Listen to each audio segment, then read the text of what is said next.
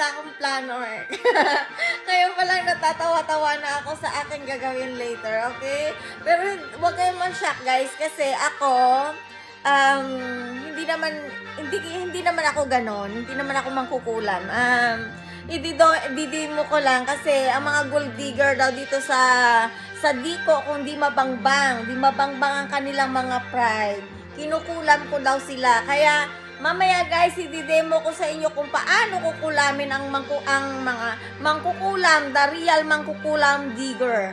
Kaya doon nyo guys nga malalaman ang totoong kwento kung talagang namatay sila o nabuhay, nabuhay muli, okay? Kasi nung ginagawa nila akong baliw, namatay daw sila tapos nabuhay ulit. Kaya yun guys, inalam nila ang aking technique daw. Titignan ko ha, kasi ganito talaga ang pag nagkulang, mamaya ibablog ko sa inyo guys, ibablog ko sa inyo kung paano kulamin ang mga gold digger na gusto ko sanang mawala sa mundo dahil alam mo naman may kakompetensya ako sa aking beauty, diba?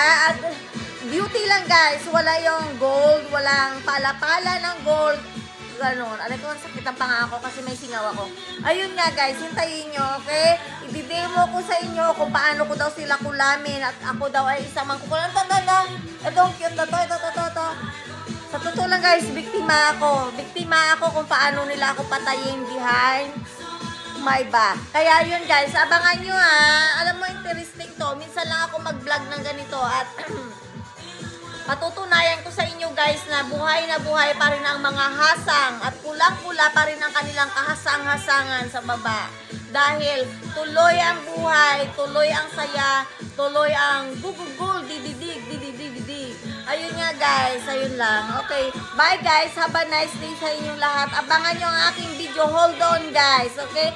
Thank you sa mga subscribers ko na nagsusuporta sa akin. Thank you to all of you guys. Thank you so much. And God bless you all. Okay, bye-bye.